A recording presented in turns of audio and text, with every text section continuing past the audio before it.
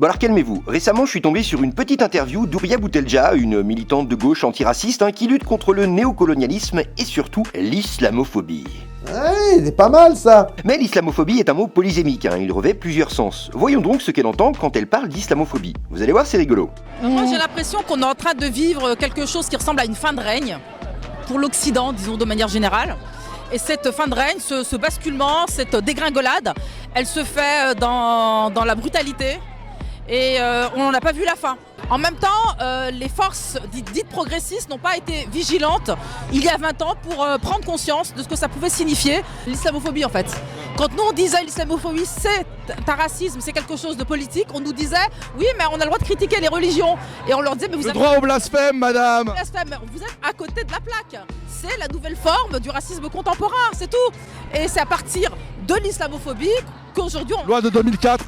Les représentants de la FI par exemple, ils sont ciblés, ils sont la cible de cette offensive qui a pour origine l'installation durable et institutionnelle de l'islamophobie. Oui, vous ne rêvez pas, maintenant ils ne prennent même plus le temps de mentir ou de danser pour cacher leur jeu. Non, c'est fini. Aujourd'hui, cette gauche-là assume en plein jour de dire que la critique de l'islam, c'est de l'islamophobie. C'est la nouvelle forme du racisme contemporain, c'est tout. Alors, petit fun fact, je vous rappelle que Houria Boutelja, c'est la clique Wissam, tout ça, Ouais. Alors la première réflexion qui me vient à l'esprit, c'est tous ces gauchistes là qui passent leur temps à dire mais ça sert à rien de critiquer l'islam, aucun parti, aucun mouvement en France ne milite pour un retour à la loi chariatique. Ah ouais? Et ça c'est quoi du coup? L'islamophobie c'est un racisme, c'est quelque chose de politique. Non seulement ça existe, mais en plus le pire, c'est qu'elle est de gauche. C'est quel niveau de soumission d'accepter une personne comme elle, d'accepter des propos pareils? C'est la démitude à un degré que vous avez même pas idée. Mais du coup on va avoir un problème là, parce que si je dis que l'islam autorise le mari à frapper sa femme désobéissante, c'est islamophobe? Parce que c'est écrit dans le Coran, c'est pas ma faute. Et que dire de l'islam qui autorise la mise à mort des homos et des apostats? C'est de l'islamophobie aussi de dire ça? Si c'est le cas, c'est très grave, ça veut dire que le Coran et la Sunna sont des livres islamophobes du coup, non? Islamophobie, attention. Bref, donc c'est officiel, dans notre société aujourd'hui en 2024, quand tu critiques l'homophobie, le sexisme, les violences conjugales, quand tu combats le sectarisme, l'intolérance, t'es un héros aux yeux de la société. Oui, tu combats à ton niveau des idées dangereuses et c'est bien, bravo mon petit bonhomme. Par contre, si un jour par erreur tu critiques l'islam, même si cette doctrine renferme des préceptes homophobes, sexistes, intolérants et sectaires, là t'es plus un héros, non, là t'es un islamophobe.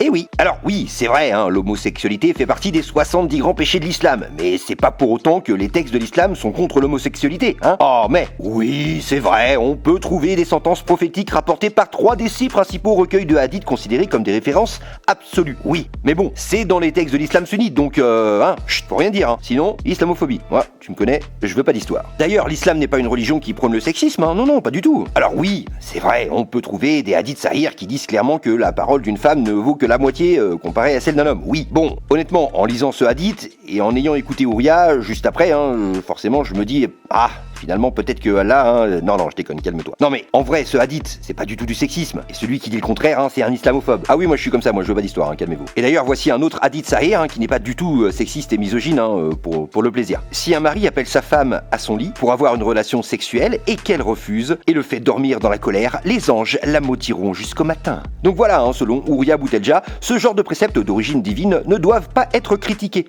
Alors oui, on peut, d'un certain point de vue, considérer ça comme du chantage sexuel, oui, mais rassurez-vous, ce genre de précepte n'a aucun impact psychologique sur les croyantes, voyons. Et celui qui dit le contraire est un islamophobe. Oh, ça suffit. Alors par contre, rassurez-vous, l'islam n'est pas non plus intolérant envers les non-musulmans, pas du tout. Non. Alors oui, c'est vrai, dans le Coran, par exemple, le verset 91, sourate 3, on peut y lire ceci: ceux qui ne croient pas et qui meurent mécréants, il ne sera jamais accepté d'aucun d'eux de se racheter, même si pour cela ils donnaient le contenu en or de la terre. Ils auront un châtiment douloureux et ils n'auront point de secoureur. Alors oui, c'est vrai, ce genre de propos dénigrants envers les non-musulmans, il y en a de partout dans le Coran. Oui, ok, c'est vrai. Mais pour bien que vous compreniez qu'il n'y a aucun problème avec ce genre de précepte, on va faire une petite expérience de pensée rapide. Imaginez, vous avez un père de 50 ans et son fils de 10 ans qui discutent. Et là, il y a son père qui lui dit: écoute mon fils, les Chinois, c'est vraiment des sous-merdes, vraiment, ils ne méritent pas de vivre. Ouh là là, moi je suis énervé contre eux, je vais les torturer. Mais attention, mon fils, si tu en croises, tu ne les tues pas, tu ne les tortures pas. Je m'en chargerai moi-même, je vais les torturer moi-même.